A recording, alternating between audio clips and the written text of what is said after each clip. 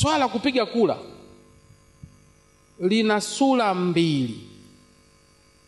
Swala la uchaguzi lina sura mbili. Moja, swala la kugombea. Ukitaka kugombea hizi nafasi za kiserikali ambazo kwa nchi yetu ziko 4 tu: mwenyekiti wa serikali ya mtaa, diwani, mbunge na rais. Ukitaka kugombea lazima upitie kwenye chama cha siasa. Lazima chama cha siasa ndicho kikudhamini. Hiyo ni mfumo wa party politics. Sasa endapo chama akitaki kugombea, kushiriki uchaguzi, hiyo ni ajenda yao ya ndani, hawapaswi kututangazia sisi.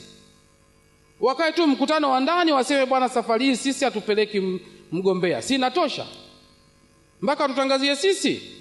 Mpaka wafanye maandamano barabarani? Wanataka kuandamana kwa ajili ya nani? Mambo ya chama chao wayamalize ndani ya chama chao. Swala la pili ni swala la kwenda kupiga kura. Kupiga kura ni haki ya mwananchi, sio haki ya chama cha siasa. Ndio maana kwenye mafunzo hapa mmeambiwa tuna kazi ya kuwashawishi wananchi wakapige kura. Si mmefundishwa hilo?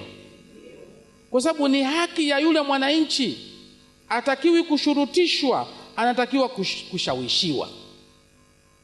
Sasa wenzetu wanataka wananchi wasipige kura.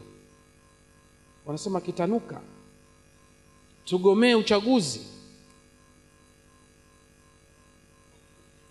Ibara ya 5, ibara ndogo ya katiba hii inasema kila Mtanzania mwenye umri wa miaka 18 na zaidi